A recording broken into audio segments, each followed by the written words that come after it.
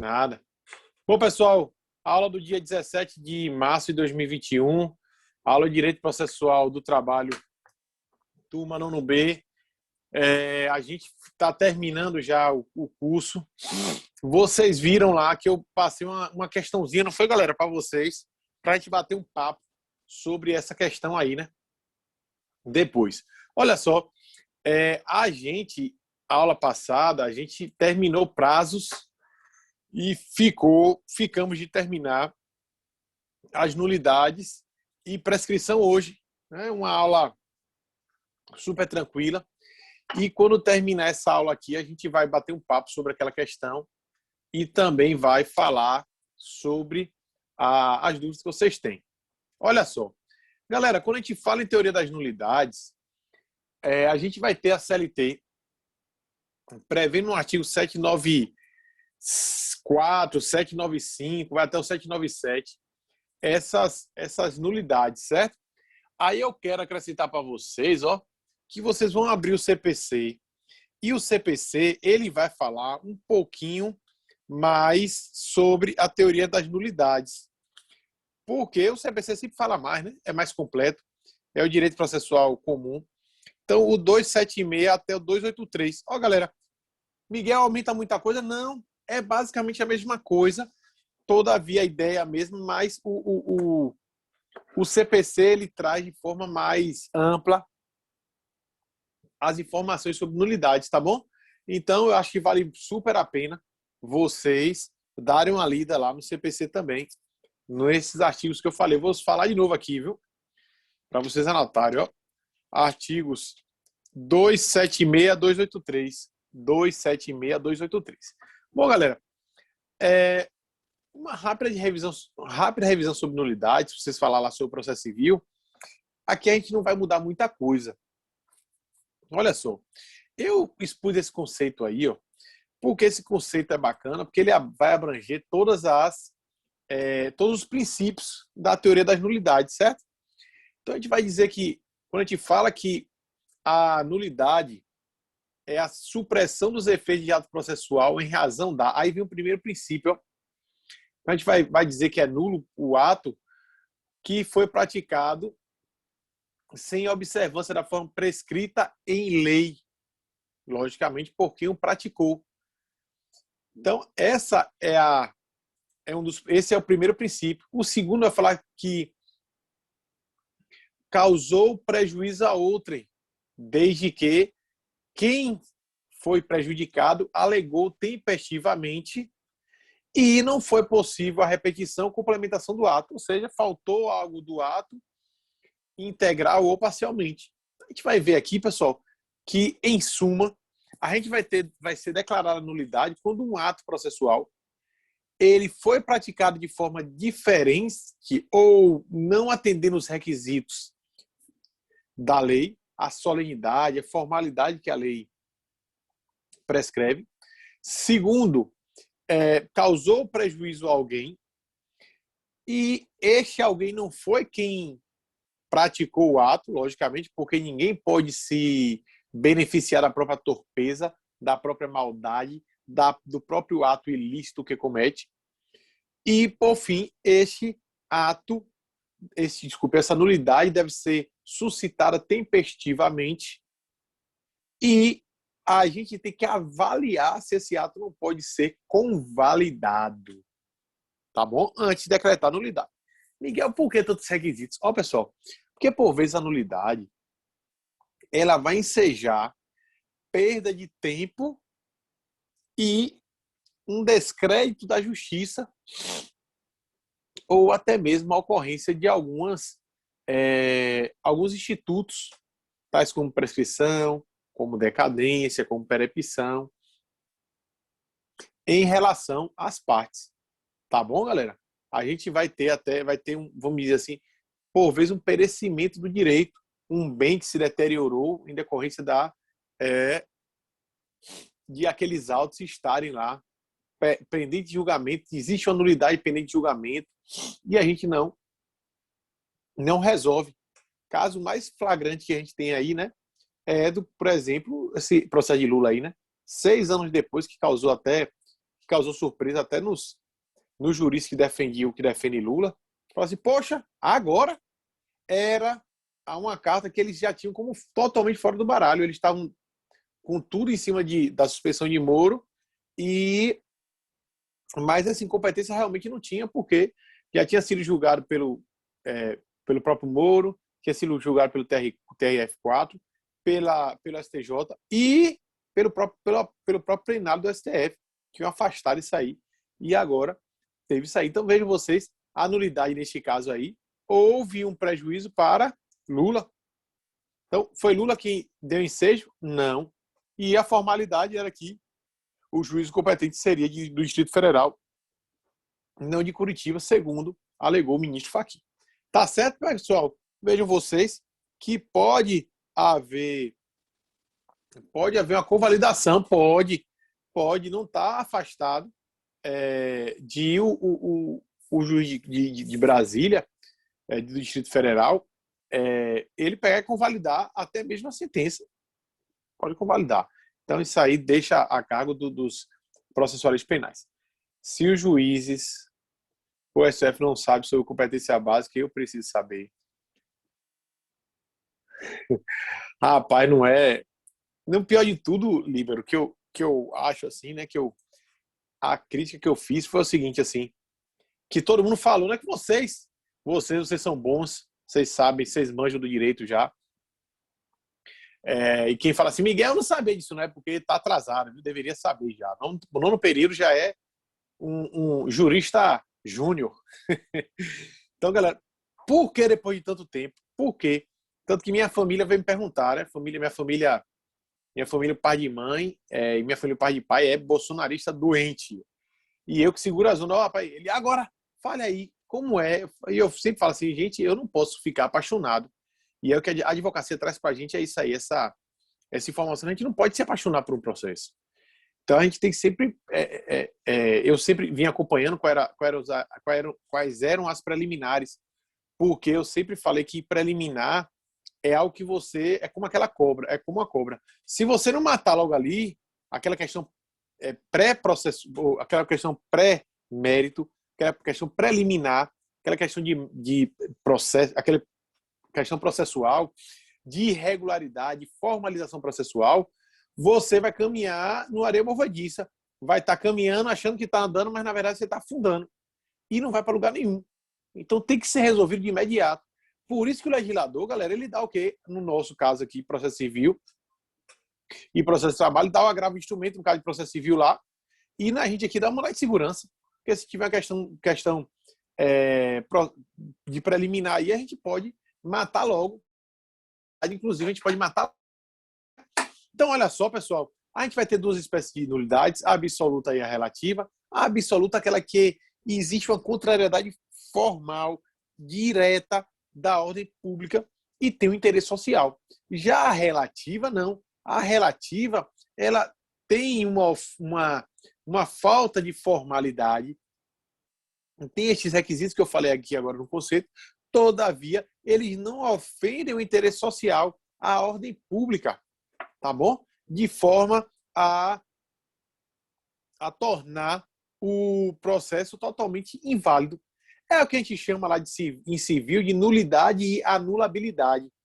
Então, eu dou sempre como exemplos uma ausência ou vício na citação. Nulidade absoluta. Agora vejam vocês, o artigo 239... Eita, deixa eu ver aqui. O artigo 239, parágrafo 1º do CPC, 239, parágrafo 1º do CPC, ele fala o seguinte: se a citação foi nula ou inválida e o réu ou executado vier aos autos, ele supre essa nulidade. Imaginem vocês, não é? Como a gente pode convalidar uma nulidade absoluta. Miguel, como assim nulidade da citação ou inválida? Às vezes, pessoal, olha só, chega a citação no âmbito, estou falando do âmbito processual trabalhista, vai a notificação para a casa do réu, para o domicílio do réu, e chega lá, o correio bate na porta, o réu não abre, sai o vizinho, ele vai entregar ao vizinho uma pessoa que está andando no meio da rua, não identifica a pessoa, houve o quê? Invalidade desta notificação aí. Né? E o correio ele é obrigado a ter. E aí o juiz vai ter que oficiar o correio para demonstrar quem foi que recebeu aquele documento ali. Eles têm que ter esse controle aí. Então há uma invalidade. Olha só, se liguem, viu, gente? Às vezes tem empresas que elas se perdem. Chega a notificação, principalmente trabalhista, elas ficam lá, o advogado não tá acostumado com a área trabalhista, aí ele espera a juntar aos autos do mandado ou do AR. E a gente vai ver que não precisa, a gente já viu aqui que não precisa, conta do recebimento. Então não precisa, e aí perde prazo de exceção de incompetência territorial e por aí lá vai. Beleza? Outra coisa, recebe e aí junta a procuração nos autos. Junta a procuração nos autos, se habilita para ir acompanhando o processo via push. Push, galera, para quem. Todo mundo sabe o que é push aí? Push. P-U-S-H.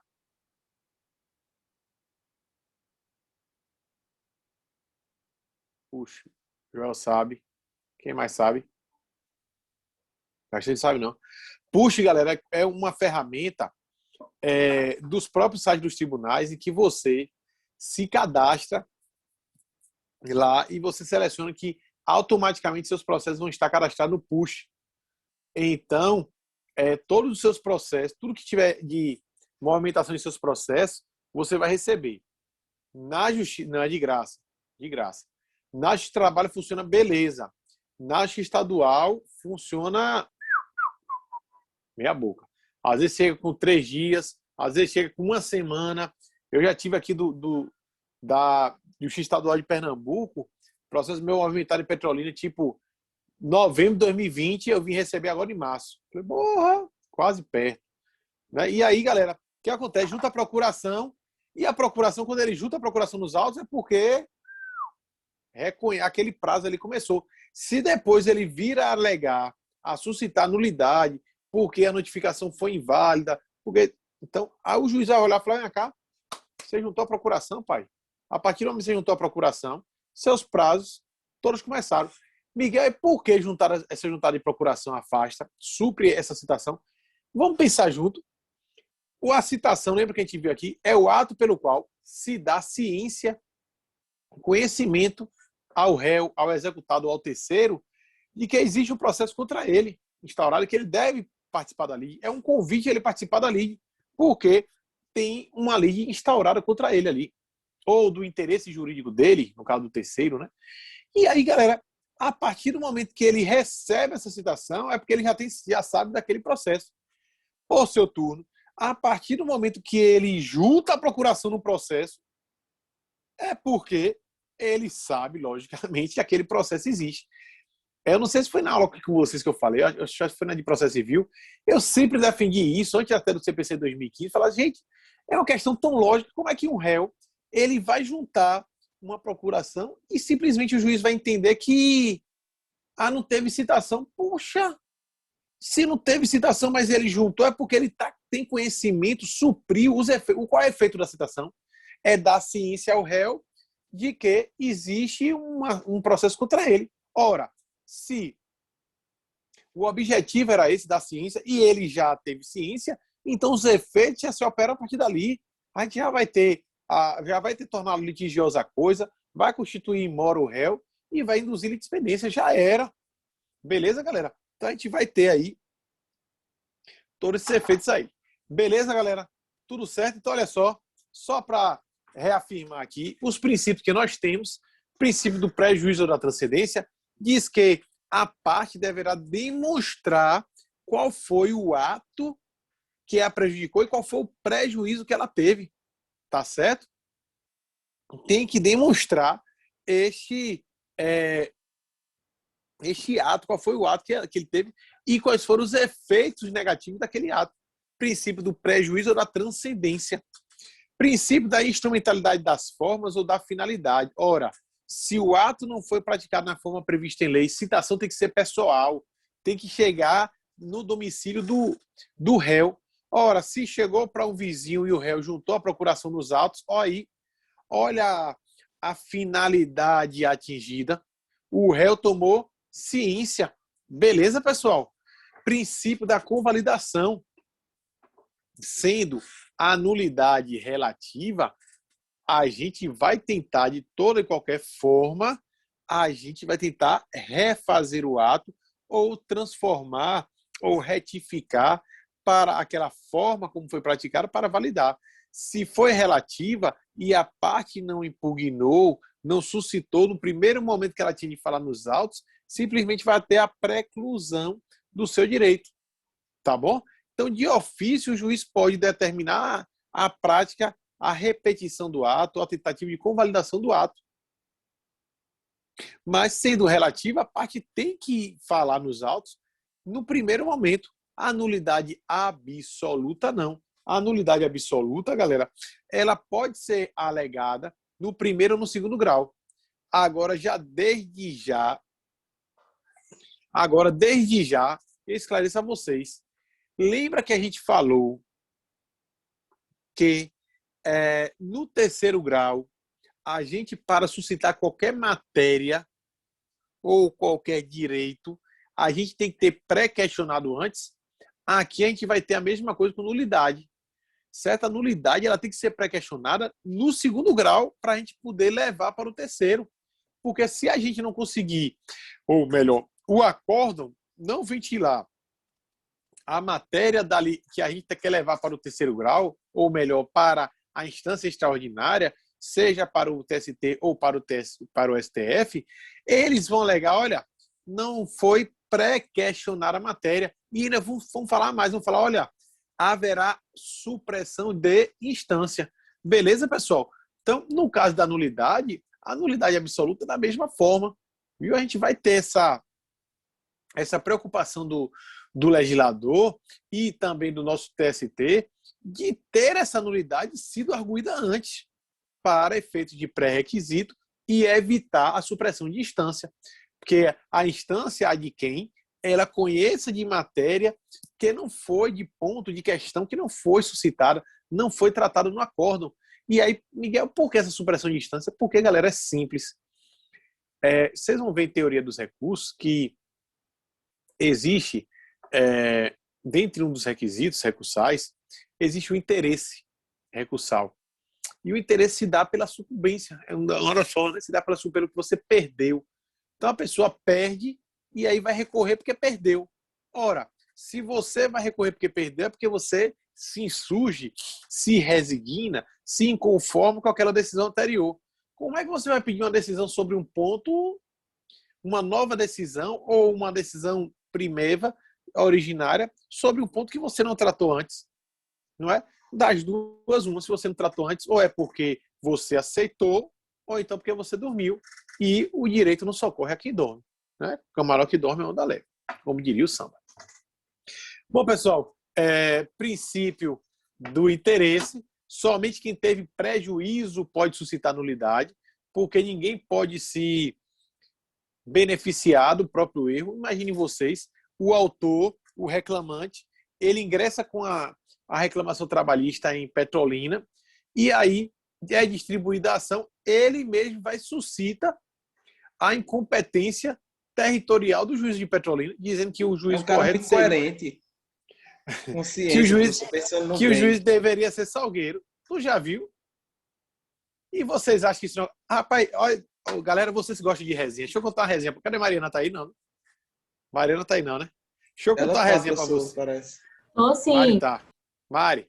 Rapaz, vocês que gostam de dar risada. Kathleen também. Quem é que mais gosta de dar risada aí? Rapaz, olha, eu vi uma coisa essa semana. Depois vocês devem ter visto, que vocês são fofoqueiros. Olha.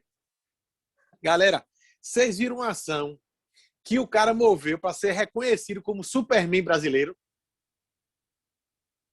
Sim, mas a criptonita do juiz não permitiu. Rapaz, que resenha foi aquela, velho? Que loucura foi. O pior não é ele pedir, o pior é um advogado. O advogado deve ter roubado ele. Se esse advogado cobrou menos de 30 mil reais para se expor, não é possível o negócio, não. Porque Clark Kent morreu, que o autor morreu e que ele queria ser. Rapaz, galera, não tem condições, não. Eu morro e não vejo tudo nessa minha advocacia. A justiça brasileira.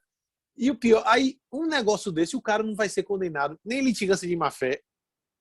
O cara não vai ser condenado por ato atentatório de dignidade da justiça, por ter utilizado a justiça de forma indevida. Rapaz, que loucura, velho. Mas acontece, viu, galera? Acontece. Tem cada uma que acontece. Eu já vi aqui em sede de juizado, perícia, o banco juntar um contrato e ele mesmo alegar que precisava de perícia o contrato para verificar se a assinatura da cliente condizia ou não. Aí, em sede de réplica no juizado, eu peguei e falei, excelência, eu falei, doutor, aí argumentei que não deveria permanecer, ser acolhida preliminar, porque o autor reconhecia a sua assinatura. Aí o advogado em audiência falou bem assim, doutor, mas essa preliminar tem que ser atendida aí, porque, doutor, o banco suscitou a preliminar. Aí eu vi que era um advogado correspondente. Eu falei, doutor, e o banco alegou o quê? Doutor, que tinha que ver se a assinatura era ou não do cliente. Eu falei, doutor, mas ele já reconheceu a assinatura. Aí ele, sim, doutor, mas tem que ter a perícia. Eu falei, doutor, o senhor está lembrado que quando o senhor viu, estudou teoria geral das provas, que a assinatura, quando a parte ela reconhece, vincula aquele documento? Aí, pessoal, sabe o que ele falou? Doutor, isso não tem na lei, não. Eu ia ensinar? Não, isso aí é falta de educação, seria minha. Aí eu peguei e falei, doutor, conste aí na ata que não tem na lei isso aí, que eu vou constar. Que argumentei. Aí ele foi e constou, deu teste, constou que não tinha na lei. Aí o juiz transcreveu e grafou em negrito e em itálico e subscrito ainda o dispositivo, que quando a gente transcreve aí, aí ele pegou e... Mas tem cada coisa que a gente pega em audiência que eu falo, rapaz, que zorra é essa, bicho? Pelo amor de Deus. Galera, princípio do aproveitamento dos atos, diz que serão declarados sempre que possível, os atos serão convalidados, sempre que possível, serão declarados, sempre que possível, os atos que são atingidos por essa nulidade. Normalmente é o quê, galera?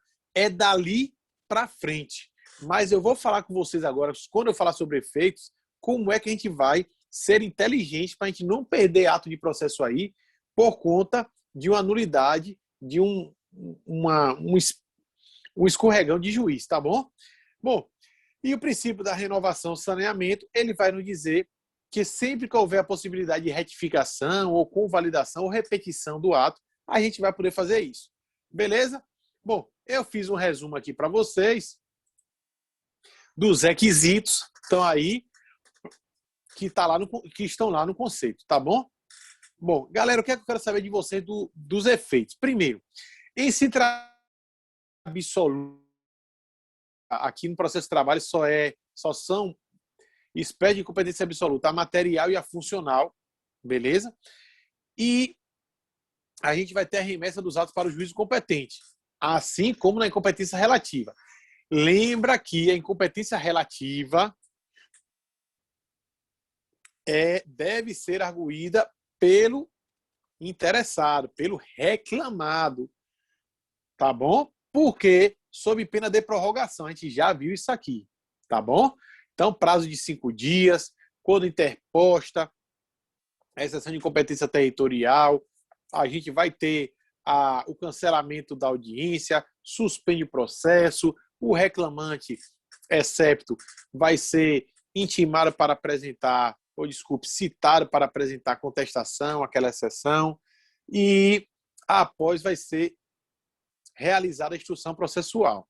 O juiz julga, se o juiz reconhece a competência, o processo vai seguir ali e o reclamado vai poder suscitar em sede preliminar de recurso ordinário aquela incompetência. Então, Miguel, repita aí. Se a sentença que julga a exceção de incompetência territorial, ela declara a competência do juízo que está processando aquela reclamação trabalhista, então, neste caso, ao reclamado não vai caber um recurso de imediato por conta da irrecorribilidade imediata das decisões interlocutórias. Mas, em sede de recurso para o Tribunal Regional do Trabalho, ele vai poder suscitar aquela incompetência para o tribunal conhecer. Tá bom, galera? Vai poder recorrer ali. Miguel não preclui, não precisa fazer alguma coisa? Não, galera. Não precisa fazer nada. Até ali, ele não pode recorrer de qualquer forma. E aí, lá na frente, a gente vai ver o que é que ele pode fazer em audiência, em manifestação. A gente vai ver um pouquinho mais lá na frente. Mas, que fique claro. Miguel, e se o juízo declinar a competência, reconhecer que ele é incompetente territorialmente? Bom, galera, nesse caso aí, a gente vai aplicar a súmula 214 do TST. E aí a gente vai poder subir o processo já para o tribunal. Desde que essa incompetência que o juiz declarou enseje, ou seja, faça com que a remessa dos autos seja para um tribunal diferente, ou seja, vai sair do processo de Petrolina, vinculado ao TRT6, e vai para a Bahia, TRT5, vai para Juazeiro, mas é outro tribunal, está lá no artigo, na súmula 214, salvo engano, a linha C do TST. Tá bom, galera? Então a gente vai ter essa diferença aí. E no caso da incompetência absoluta, Miguel, vai ter, não tem recurso. Mas tanto para uma quanto para outra parte, vai caber ainda, vai ser possível, vai estar reservado o direito para suscitar em sede preliminar aquela decisão que acolheu a incompetência. Beleza? Miguel, tu tá falando de preliminar. Que diabo é preliminar? Rapidinho, galera. Preliminar vem antes do mérito, certo? Antes de você discutir o mérito. Lembra do artigo 337 do CPC? Ele fala assim, ó, incumbe ao réu, porém, antes de adentrar o mérito, tratar sobre, aí vem falando, incompetência absoluta, relativa, nulidade de citação, perempção, coisa julgada, litispendência, e por aí lá vai. Beleza? Então, preliminar. O que é preliminar, Miguel? Galera, é um capítulo. Imagine vocês fazendo uma dissertação, é um artigo, é um capítulo que você bota assim, dá preliminar de incompetência territorial, dá preliminar de incompetência absoluta ou incompetência material. Pronto. É só isso. E você vai discorrer ali e ao final, lá embaixo, nos pedidos, você vai pedir que aquela preliminar seja acolhida. Só isso, galera. Ó, galera, a lei, ela não prevê que a preliminar tenha que ser antes do mérito ou depois do mérito. Mas é uma questão de lógica e de organização. Se você quer que aquela... Está dizendo que existe uma questão muito importante que deve ser apreciada pelo juiz antes do mérito, é porque aquela questão tem que ser suscitada, tem que ser colocada na sua petição para o juiz apreciar antes do mérito. Eu já peguei preliminar aqui de incompetência material lá no final, galera. Depois de correção monetária. Eu falei, porra, o réu veio falar, falou até de correção monetária, de índice de correção, para depois falar da preliminar de incompetência. E aí eu falei, e aí até falei, excelência, chama a atenção a Vossa Excelência que a preliminar foi colocada na parte final da defesa. Porque eu já estava preocupado com o juiz nem ver. Que o juiz vem olhando, quando ele vem no mérito, depois do mérito, ele não vai olhar índice de correção, ele não vai olhar honorários advocatícios, essas coisas não vai olhar, porque está tudo na lei. Índice de correção, por exemplo, já era, e juros já estava pacificado, já tinha até jurisprudência com o OJ, do TST até nosso querido Gilmar Mendes se ter bagunçado a zorra toda aí, com a porra da Selic. Então, galera, quando tiver remessa a juiz, incompetência absoluta ou relativa, remete ao juiz competente. Beleza? Miguel vai processar tudo pelo PJE, vai ficar tudo pelo PJE. Já tive decisão aqui em Petrolina uma vez. Lembra aquelas ações que eu falei de servidor público? Daqueles contratos que são nulos? Pois é, aí entrei por aqui para Petrolina, seu trabalho, e aí era de Lagoa Grande. Teve um juiz aqui bonito que pegou e extinguiu o processo sem resolução do mérito. E aí eu embarguei, pedindo a remessa, ele negou. Aí eu entrei com recurso ao tribunal, aí foi que ele, em sede de juiz de admissibilidade, ele voltou atrás e falou que realmente o processo tinha que ser remetido para o juiz competente. E em outra sentença ele falou que não iria remeter porque não tinha, pelo princípio da celeridade da economia, porque ia gastar folha, o processo tinha 40 folhas. E aí eu fui lá conversar com a assessora, falei, sabe de uma? A assessora falou, doutor, o tempo que o senhor vai perder. Eu falei, você tá certa. Aí eu fui, fiz o quê? Imprimi e fui lá e dei entrada no processo. Não tinha prescrição, não tinha nenhum problema. Fui dar entrada no processo lá, fisicamente mesmo, em Lagoa Grande. Bom, pessoal, olha só. A outra que eu falo para vocês é em relação à determinação de quais atos foram atingidos pela nulidade. Por quê? O segundo aí que está no slide aí, de renovação ou retificação da nulidade relativa, a gente já conversou. Esse aqui que eu quero que vocês saibam, por quê? Porque aí eu vou dar um pulo do gato a vocês. Olha só, galera. Vamos lá. Vamos supor que teve uma nulidade de citação. A citação foi nula, o processo correu à revelia do réu. Quando chega na fase de execução, o réu vai ter seu bem piorado. Teve lá 5 mil piorado a conta. E ele falou, 5 mil de que aqui? Aí sai lá o número do processo, o gerente informa ele. Quando ele vai se dar conta, ele falou, nunca fui citado. Quando vai pegar a citação, cadê a citação? Citação nula. Galera, como é, Miguel, aí? Anula desde o ato citatório para frente. Ou seja, Miguel, só fica reclamação trabalhista, galera. O resto é tudo declarado nulo. Vai ser declarada o despacho de revelia, vai ser audiência de conciliação, audiência de instrução, vai ser sentença e todos os atos executórios. Tudo, Miguel, tudo. Beleza. Galera, esse aí vocês entenderam, que é o mais fácil, o mais abrangente.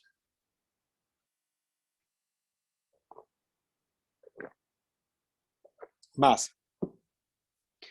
Vamos lá agora para outro, para a gente ficar ligado.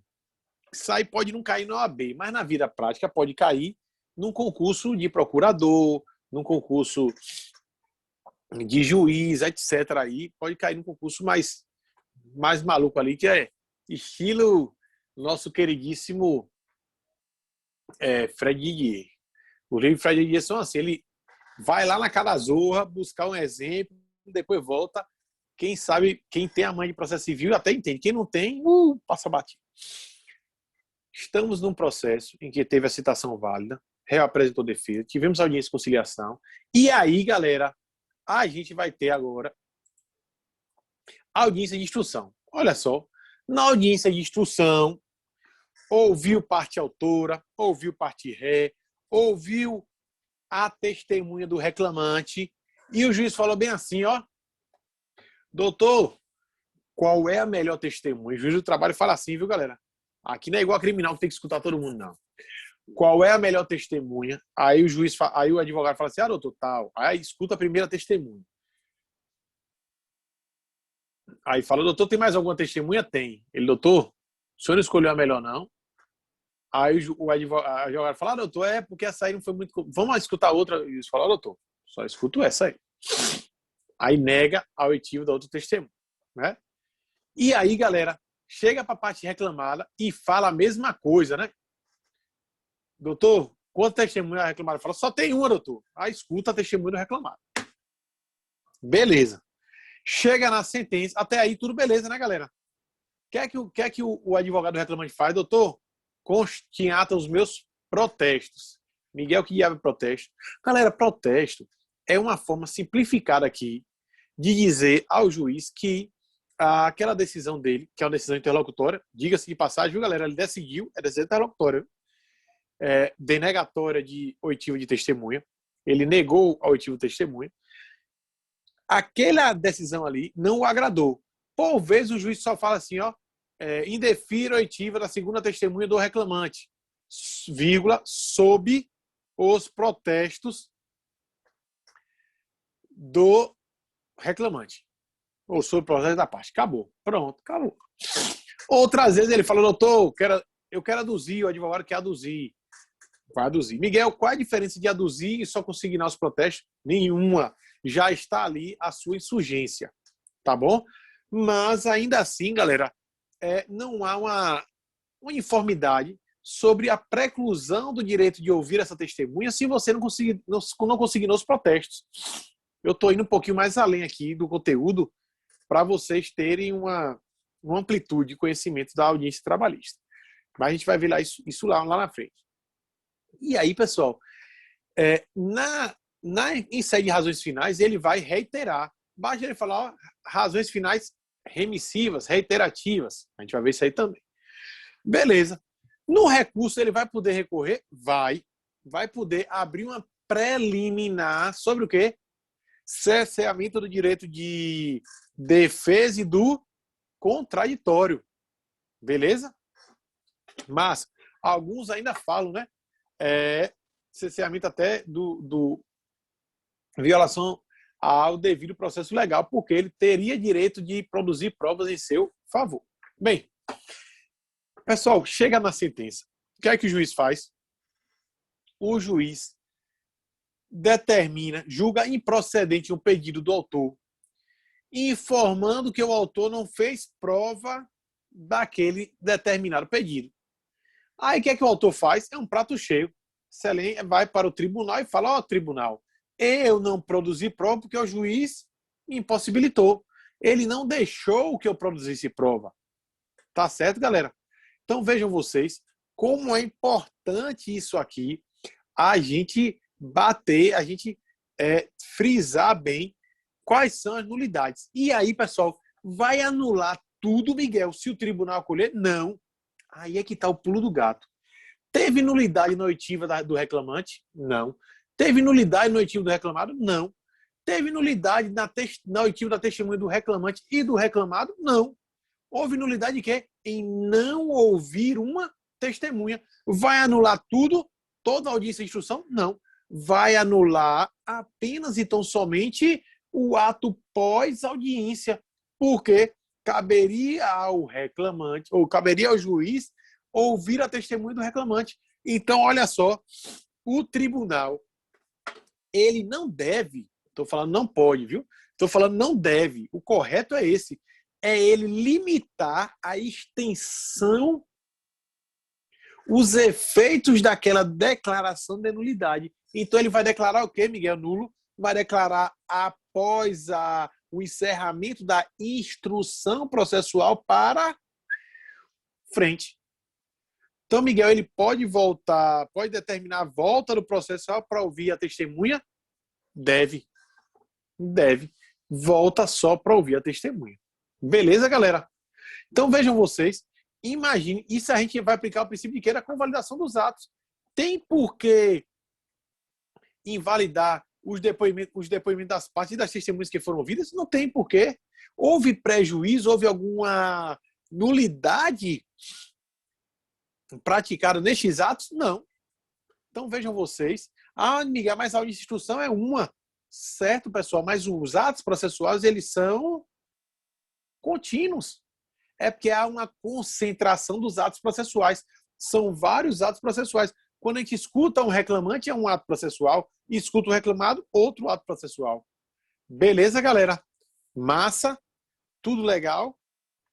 Posso continuar? Legal. A gente sempre vai buscar, então, a máxima validação dos atos processuais ante o sistema teleológico. Teleológico é aquele sistema de hermenêutica, certo? Que a gente utiliza aqui para evitar a postergação e a demora excessiva no trâmite do ato processual. Ok, galera? Bom, o que eu falei sobre nulidade absoluta e relativa, o momento adequado está aqui, tá bom?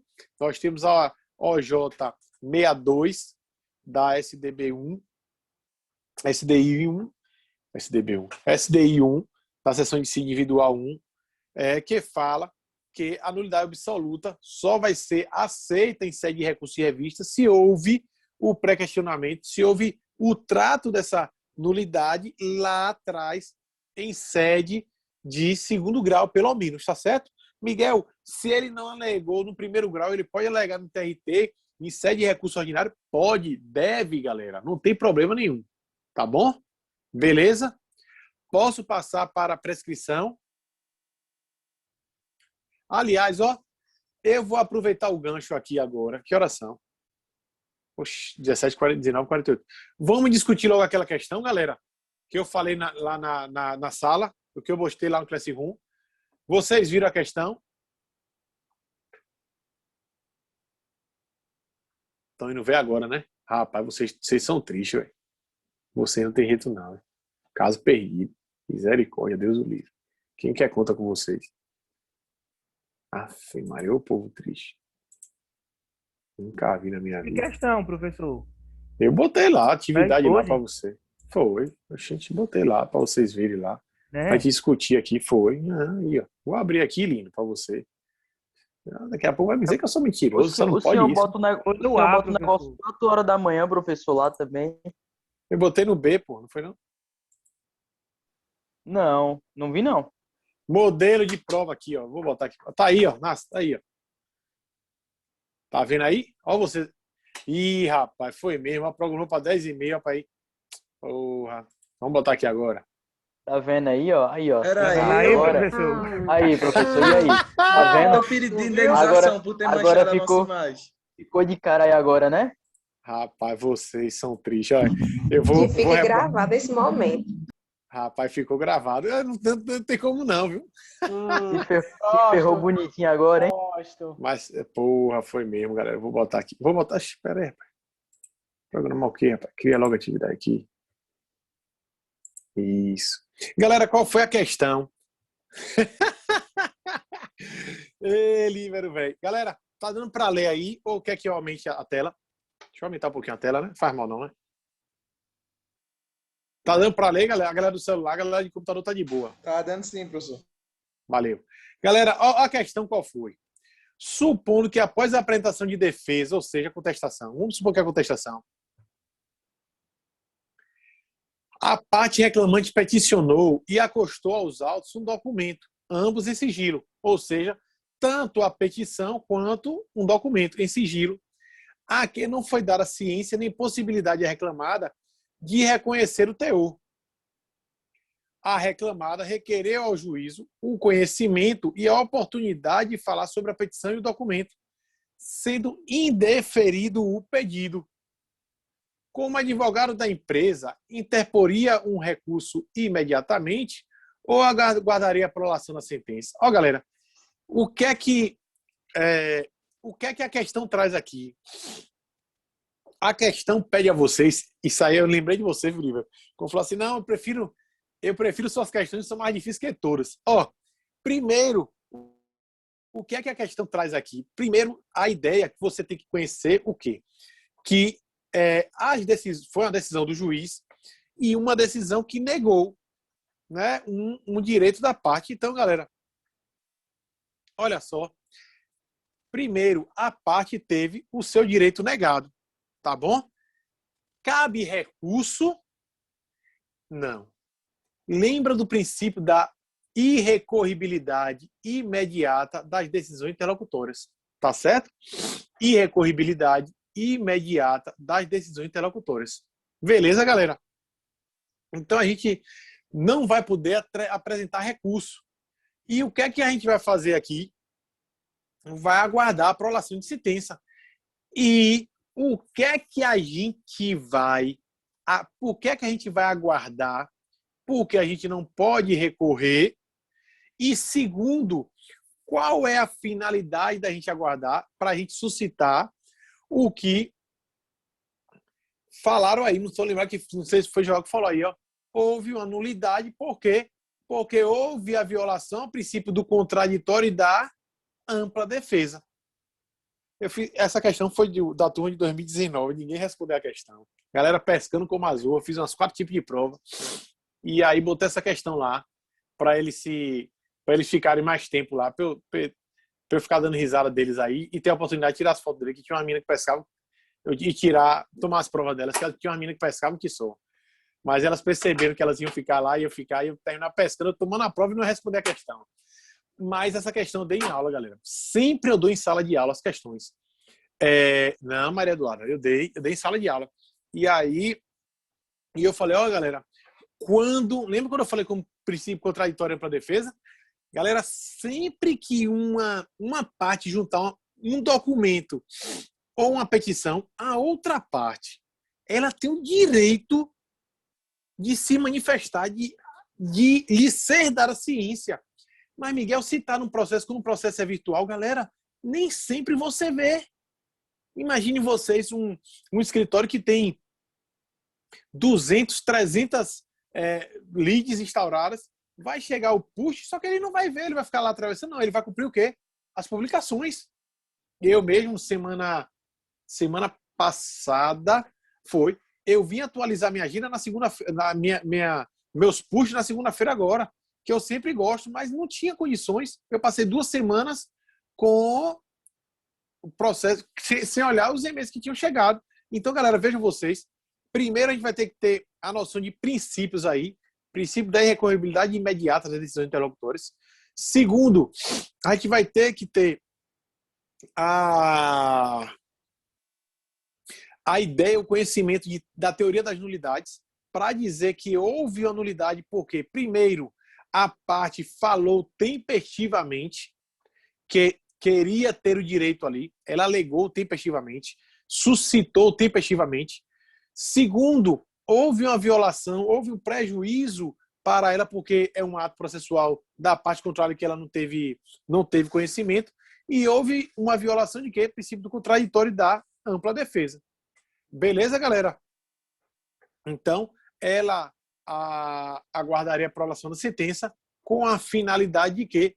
De argumentar, arguir a nulidade daquele ato em face da violação dos princípios do contraditório da ampla defesa. Ok, pessoal? Tudo certo? Tudo belezinha? Gostaram? Boa, né? Questão?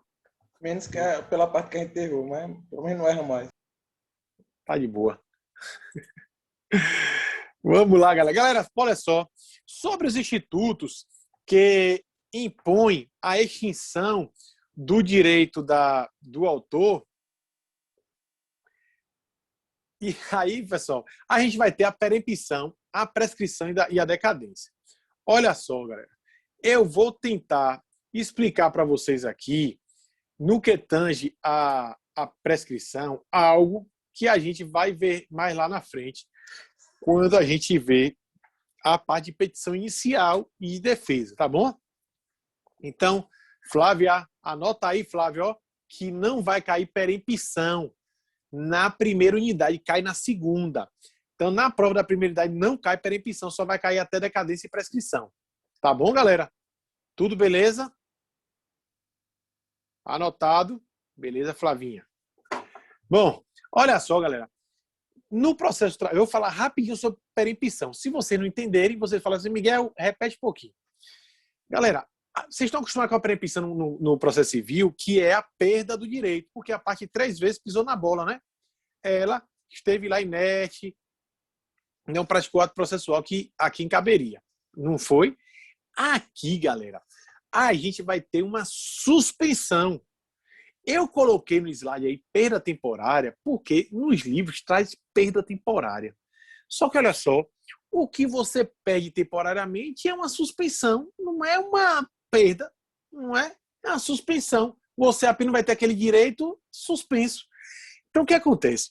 Quando a gente dá entrada na reclamação trabalhista, larga de assinar, de preencher, galera, ó.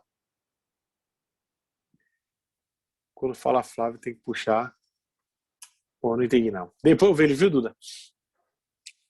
Pessoal, lá a caneta só entende aqui agora. Já que não cai na prova, não bota agora não, que a gente vai ver tudo isso lá em petição inicial. Quando o reclamante dá entrada na reclamação trabalhista, ele, galera, vai ter a audiência dele já marcada automaticamente. Então, quando ele dá entrada, vai ter um documento chamado distribuição. Neste documento vai conter a data do... Deixa eu mostrar para vocês, fica melhor, né, galera? Eu sempre gosto de mostrar para vocês, porque... Pronto, aqui. eu ver se nesse processo aqui tem.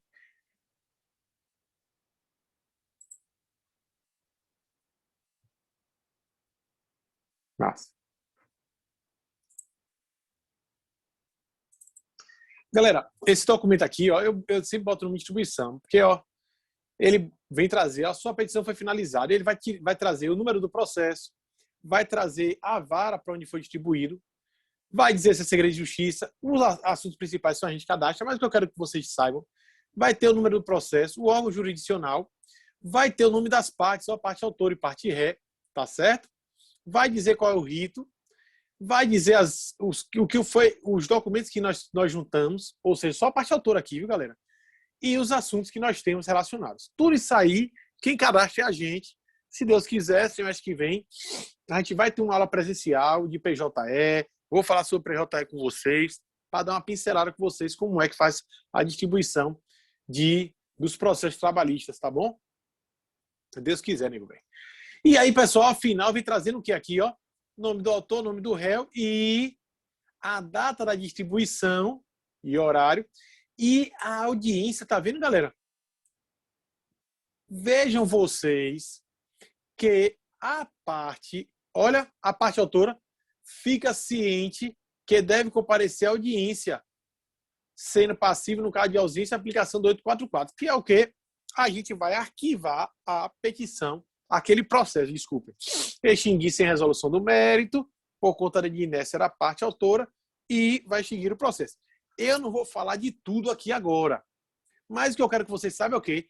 Quando a parte autora distribui a ação, reclama de distribui a ação, ele já fica ciente ali. Ah, Miguel, mas o advogado não falou. Não é comigo, não. Problema dele. Mande ele contratar Miguel para advogado dele, ou então dos meus queridos da turma 9B aí, que é tudo fera e responsável. Então, galera, o que é que você faz, Miguel, na prática, aproveitando? Ó, galera, boto o meu amigo para assinar aqui, ó, nesse lugarzinho aqui, tá vendo? Ó, assina aqui, Binho. Aí ele vem, assina aqui o nome dele, ó, todo bonitinho. Por que, galera, aqui? Porque aqui tá do lado da data e horário da audiência. Vejam vocês, que coisa linda. Eu já fico precavido, dou uma via a ele e fico outra via. Porque se ele não foi, depois ele for numa vez e falar, rapaz, aquele Miguel, tive audiência, não me falou. Eu falo, gente, amor, aqui, ó, Binho, lindo. Tu assinou? Ah, não vi, não. Ah, foi. Agora, se não souber ler, a gente vai fazer o quê? Ainda assim, pega o número dele, vê uma pessoa conhecida que tem, e aí eu boto em destaque, eu sempre na via dele boto em destaque. Pra quê, galera? Pra gente, pra aquele cara ter certeza. Uma semana antes liga pra ele, pra dizer que vai ter audiência. Quando é audiência 1, a gente já pede a ele pra arranjar testemunha, lembra ele, e por aí lá vai. Beleza, galera? Então, ó, distribuir a reclamação trabalhista, o processo obriga ali, o reclamante já fica ciente e ele tem que necessariamente comparecer à audiência de conciliação. Beleza? Aquela primeira audiência foi marcada. Se ele não comparecer, arquiva o processo. Massa. Se ele pode dar entrada de novo, Miguel? Pode. E aí é que vem a diferença. Se ele der entrada a segunda vez e nessa audiência da segundo processo, ele não for de novo, o processo, ó, arquiva novamente, galera. E aí, nesse arquivar novamente, que nós vamos ter o fenômeno da perempção, que é o quê? Ele vai ter suspenso o seu direito por 6 meses para ingressar com a nova ação trabalhista. Beleza, galera? Então, Miguel, recapitulando, deu entrada a primeira vez, o processo foi marcar a audiência, ele não foi, arquivou. Deu entrada a segunda vez, ele não foi, arquivou. Ele passa 6 meses sem poder. Beleza. Miguel, se ele ingressar nesses 6 meses, cabe ao réu fazer o quê? Em sede preliminar de contestação, suscitar a perempção.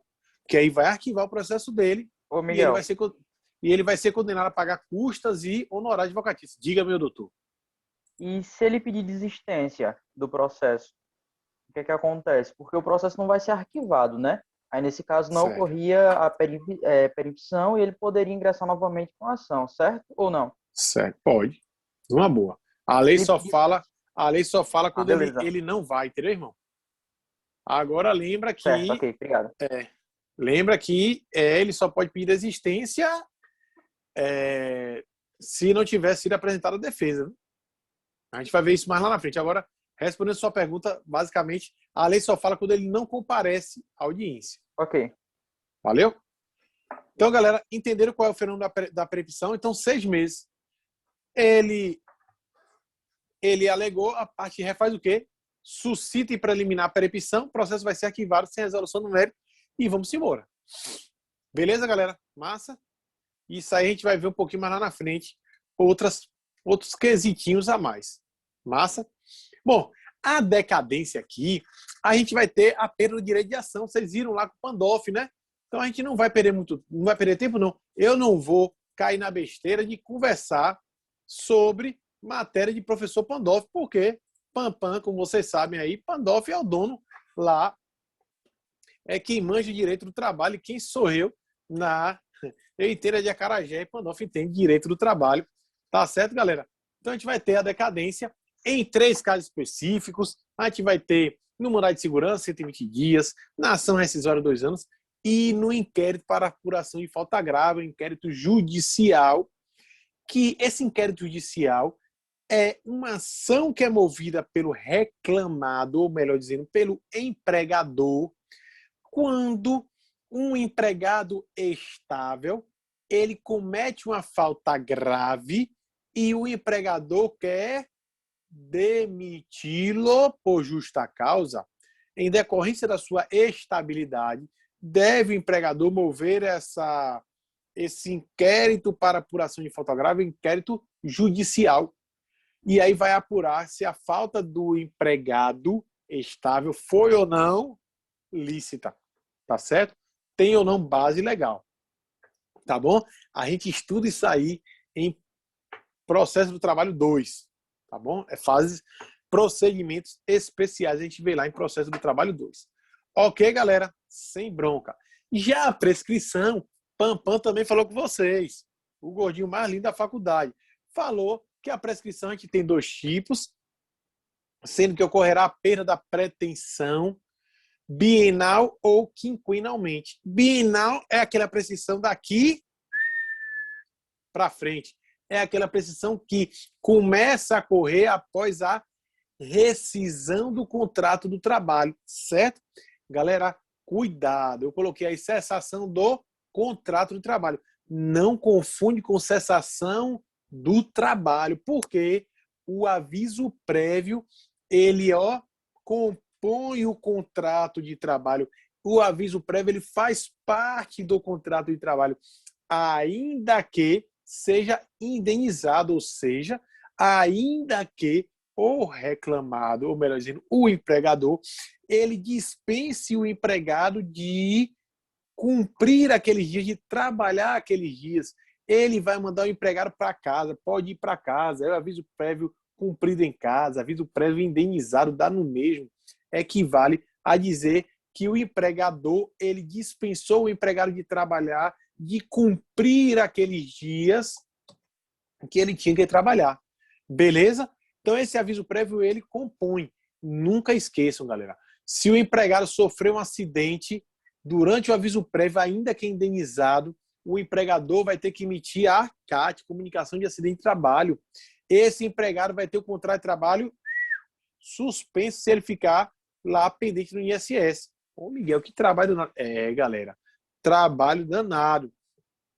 Olha, se a empregada emprenhar, engravidar, ficar enxertada, fala o que vocês quiserem aí, certo? Tiver uma dádiva divina na sua barriga, ela vai ter também direito à estabilidade. Beleza, galera? Então, o aviso prévio, ele compõe, integra o contrato de trabalho.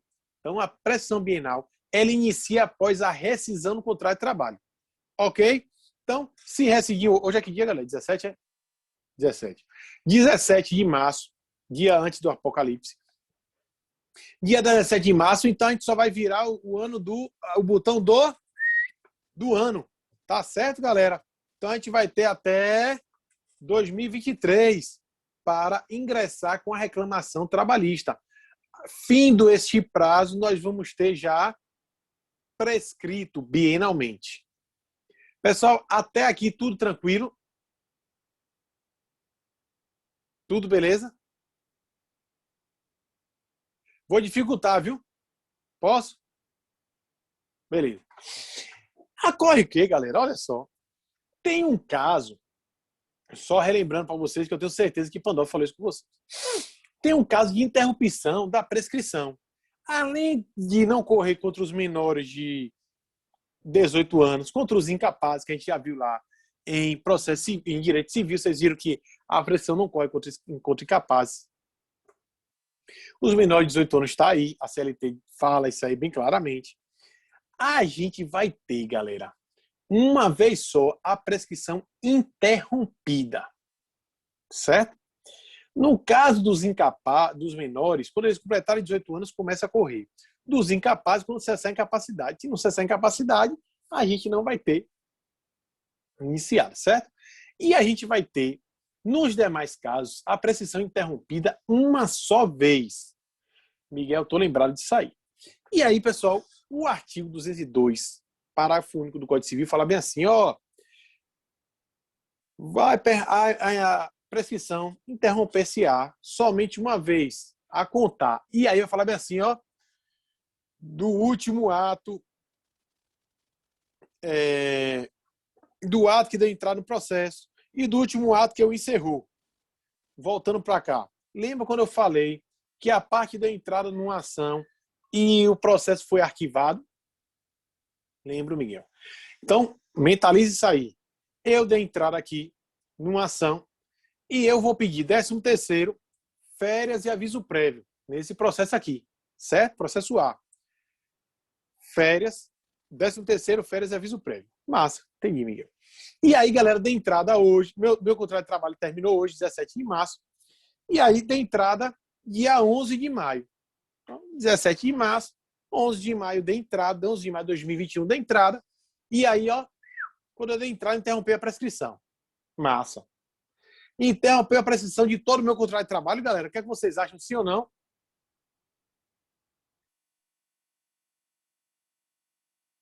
Sim. E aí, Joel? Quem mais? Fábio, Mari. Bora, gente. Fala. Interrompeu ou não a prescrição de tudo? Beleza. Todo mundo acha que interrompeu de tudo, né? Massa. E aí, galera, a gente já tem o quê? Se interrompeu, a gente vai ter de 11 de maio de 2021. Interrompeu, a gente vai renovar, né? Interrompeu, volta do zero. A gente vai ter a prescrição parada, estagnada no zero, e aí o autor não foi para audiência. Dia 11 de setembro de 2021, ele não foi para audiência. O processo arquiva. Aí, o último ato daquele processo que interrompeu a prescrição foi o quê? Foi a audiência, a sentença que arquivou o processo. A prescrição vai começar a correr de lá. Então, a gente vai virar de setembro de 2021 para setembro de 2023. Massa, Miguel, entendi. E aí, Miguel, até setembro de 2023 ele vai poder dar entrada de tudo, né, galera? Pelo entendimento de vocês, vocês erraram. Beleza? Vou explicar por quê. A interrupção da prescrição é apenas sobre aquela pretensão. E qual foi a pretensão dele? 13º. Ele falou alguma coisa de saldo de salário? Ele falou alguma coisa de dano moral? Ele falou alguma coisa de FGTS? E multa de 40%? Não. Então, galera, a interrupção da prescrição, não esqueçam, vai ser apenas, então, somente daquelas matérias que ele tratou naquela primeira audiência. Desculpe, naquela primeira reclamação. Então, reprisando, ele deu entrada sobre pleiteando 13º, férias e aviso prévio. Somente essas 3 matérias estarão com a prescrição interrompida. Beleza? Somente essas 3. Todos. Então, as demais matérias que ele quiser alegar, reclamar, pleitear em juízo, somente ele poderá reclamar até, desde hoje, 17 de março de 2021 até 17 de março de 2023. Beleza, galera? essa sobrevida, esses 6 meses que ele ganhou a partir, ou desculpe, até setembro de 2023, simplesmente só vão alcançar 13º, férias e aviso prévio. Galera, deu para entender ou quer que eu dê outro exemplo?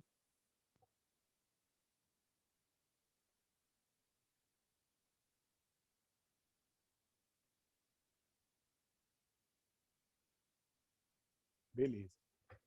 Então, vamos supor, pessoal, olha só. Vamos supor que a gente está com a reclamação trabalhista movida para apurar horas extras e o dano moral. Beleza? Então, eu, de 17 de março, Miguel, ingressei com a reclamação trabalhista cobrando da FACES dano moral, horas extras e o dano moral. Beleza. E aí, pessoal, ingressei hoje, 17 de março, meu vínculo com a FACES tinha se encerrado dia 30 de dezembro de 2020. Então, eu teria até 2022, 2 anos após, até 2 anos contado da data da rescisão contratual, 30 de dezembro de 2020, até 30 de dezembro de 2022, para ingressar com a reclamação trabalhista. Beleza? 0 bala aí, galera. Massa. Legal. Beleza. E aí, hoje, 17 de março, eu ingressei com a ação. Dano moral, hora extra. Beleza. Minha prescrição acerca dessas 2 matérias, ela vai ficar interrompida. E vamos supor que a audiência foi marcada para 18 de novembro de 2021. Até lá estava interrompida? Estava. Chegou lá, não fui para audiência. Arquivou meu processo. A gente vai ter, então, o quê? Um novo marco prescricional. Todavia, somente para hora extra e dano moral. Por quê, galera? Lembra pelo conceito de prescrição que é? É a perda da pretensão. Ora, se eu estou perdendo, se eu não pretendi falar sobre férias, 13º, aviso prévio, saldo de salário, FGTS, na minha reclamação trabalhista, não há que se falar em interrupção da prescrição sobre essa pretensão. Tá bom? Então, se eu só estou falando de hora extra e dano moral, eu vou me limitar a estes 2 aqui. Tá bom, galera? Então, olha só. A gente, então, aqui vai ter a interrupção da prescrição apenas sobre as verbas que a gente moveu antes. A gente, somente sobre as verbas que foram objeto daquela reclamação trabalhista que veio a interromper a prescrição. Ok? Miguel, então vem cá, me tira uma dúvida.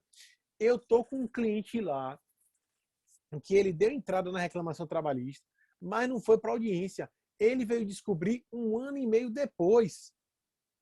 E aí, Miguel, o que é que eu faço? Galera, vocês vão primeiro repetir tudo que ele falou naquela petição, faz o copia e cola do que o advogado pediu lá, dá uma aperfeiçoada no que puder e vê o prazo em relação aos demais. Tá certo? Porque para ver se pode acrescentar mais alguma coisa. Se não puder acrescentar mais nada, a gente vai ter aí a prescrição das matérias que não foram objeto daquela reclamação trabalhista. Já era. Beleza? Eu peguei um caso aqui mesmo. O cara era meu cliente, tinha encerrado o vínculo dele há 3 anos com a empresa anterior. E ele procurou, Miguel, tem um caso aí, bicho, o advogado nunca me falou. Isso era o quê? 2013. Eu vim morar aqui em 2013. Logo eu vim morar aqui em setembro, agosto. Eu tinha esses 8 meses aí, 9 meses aqui. Eu falei, rapaz, me dá o número do teu processo aí. Ele, rapaz, não tem o nome, Miguel, não tem nada, o advogado não deu nada. Aí eu fui pesquisar pelo nome dele. Os processos já eram virtuais, o processo dele era físico ainda. Aí eu peguei o processo dele e corri. Galera, faltavam 2 dias para o prazo encerrar. Dessa nova prescrição, eu peguei, eu digitei os mesmos pedidos, a causa de pedir os mesmos pedidos. Dei uma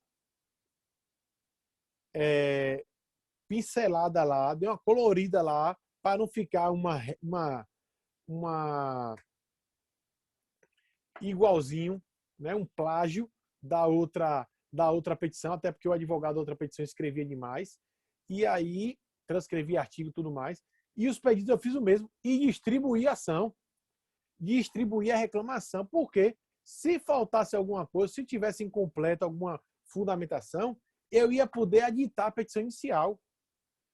Fui lá, peguei o processo, o pessoal não queria, falou, eu acho que a prescrição está para correr nesse caso aí. Aí o pessoal da vara falou, eita, e doutor, quando eu peguei, e aí era contra a Azul até, a Azul alegou, suscitou que havia prescrição, porque já tinha passado 3 anos, e aí eu apresentei lá o comprovante de que ele havia dado entrada na ação em tal data, foi arquivado em tal data, e aí a gente ganhou, ele conseguiu ganhar a ação aí.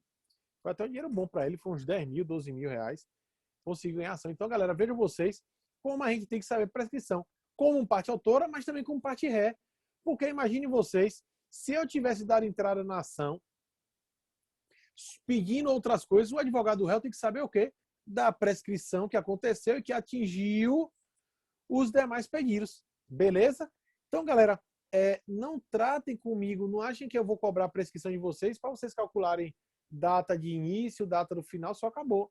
Pode ter uma questão dessa aí, cobrando se houve, quais foram as verbas que estavam prescritas, tá bom?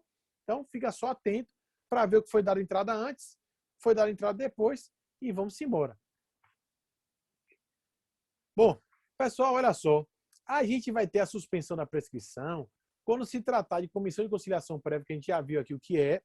Então, quando o advogado quando o reclamante vai lá e submete a sua resignação à comissão de conciliação prévia, a CCP, então aquilo ali vai interromper a prescrição, vai suspender a prescrição, vai parar e depois que for resolvido ali, vai voltar a continuar. E também quando o empregado estiver doente, devidamente comprovado, uma doença que o impossibilite a ingressar, a postular em juízo com quaisquer medidas judiciais.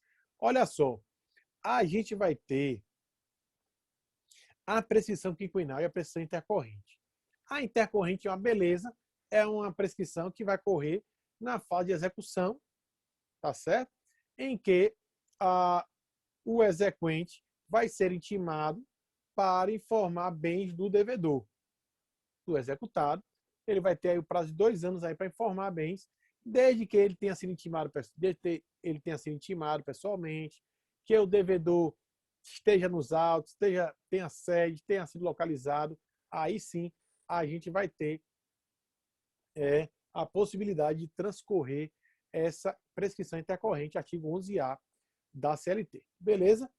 A prescrição quinquenal, eu também gosto muito de explicar porque a prescrição quinquenal, às vezes vocês se passam, vocês sabem muito, mas vocês às vezes se esquecem. Sabe por quê?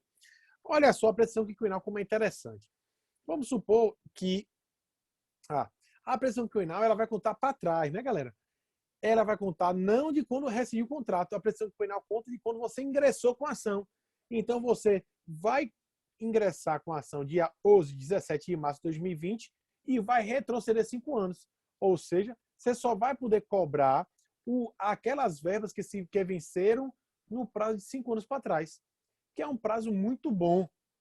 Muito bom, por sinal. Eu até digo que a maioria dos prazos deveria ser de 5 anos, que é um prazo razoável para que a parte promova a ação 5 anos voltando. Tá certo, galera? Olha só. Então, 17 de março a gente vai contar 17 de março de 2020 a gente ingressou com a ação. Então, 2019, 2018, 2017, 2016, 2015. Tá certo? Então, olha só. 2015 para cá, a gente cobra tudo. Então, vamos lá, galera. Vamos para a vida prática. Todas as verbas que venceram de 17 de março de 2019, 18, 16, 15, 14, 19, 18, 17, 16, 15. Eu pulei 18. De 17 de março de 2015 para cá, tá tudo dado. Tudo legal aí. Então, a gente vai ter férias nesse período, vai ter saldo de salário, vai ter aviso prévio, vai ter 13º 2015 e por aí lá vai. Pessoal, qual é o meu entendimento, pessoal? Meu entendimento. As férias, se elas venceram a partir de 2017, de 17 de março de 2015 para cá, elas são devidas. Então, a gente não vai contar o período aquisitivo, a gente só vai contar o período concessivo. Então, por exemplo, as férias de 2016 17 estão dentro, porque o período concessivo vai ser 2017 2018. As férias 2015 16 vão vencer 2017 2018. Então, aí vocês vão ter que ver qual foi a data de admissão do reclamante. É algo um pouco mais rebuscado.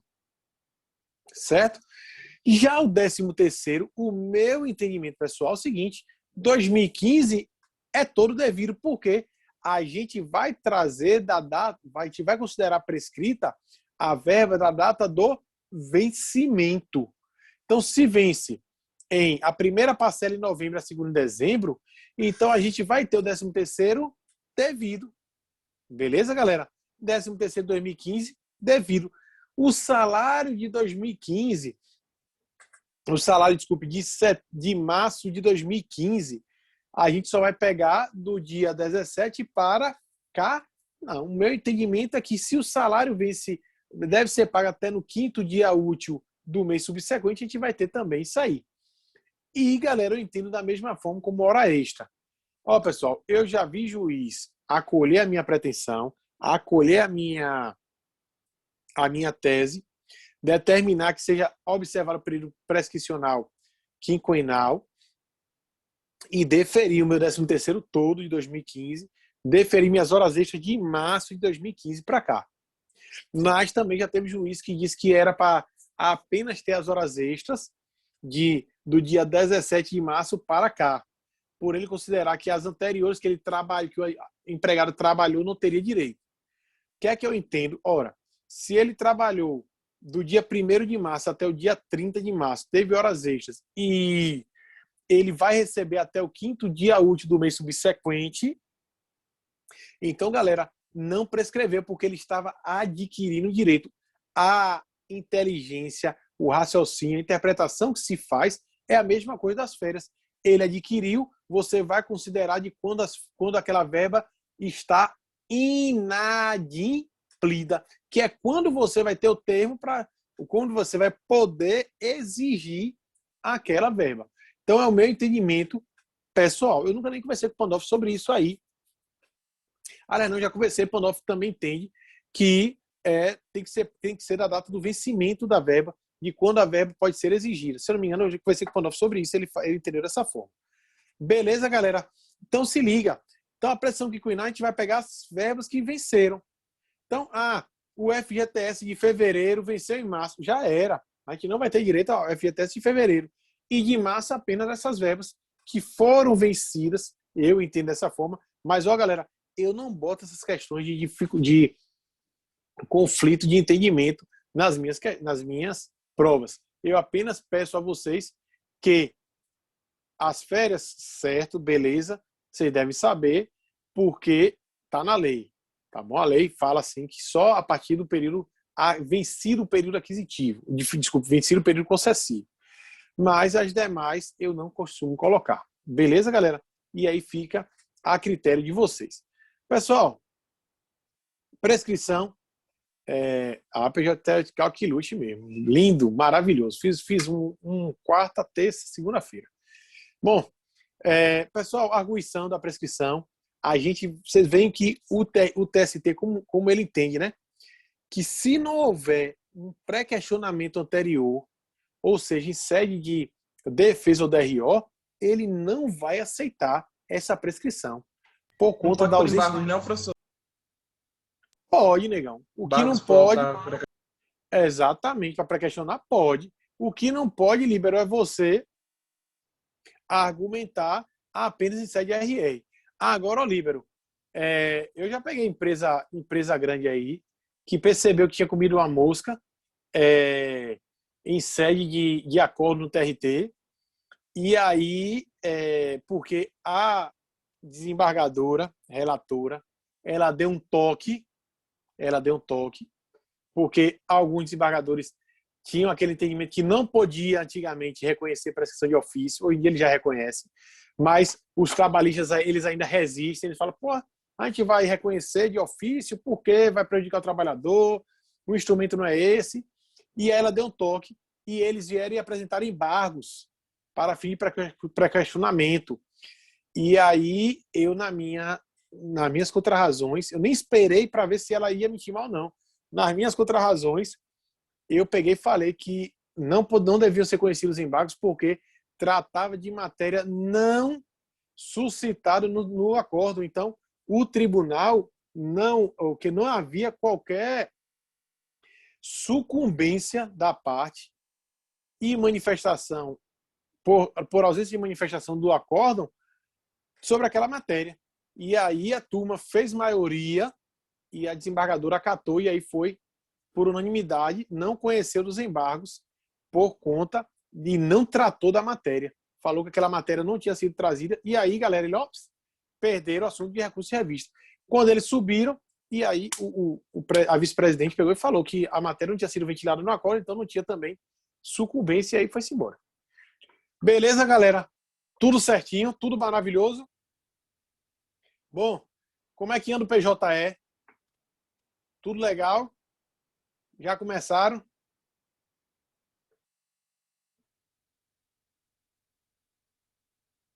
Ninguém fala nada. É o que, professor? PJE? O PJE é o quê, rapaz? Simulador jurídico. Eu não entendi. Ah, então tá bom. Ainda não, mas logo a gente começa, viu? Tá bom. Então joguem duro, viu? Galera,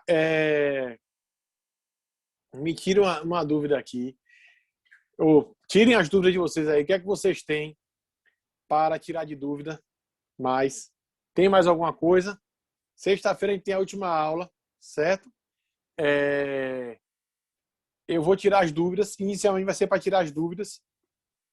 Mas, se vocês não tiverem dúvidas, eu vou pincelar, vou falar sobre ação em processo.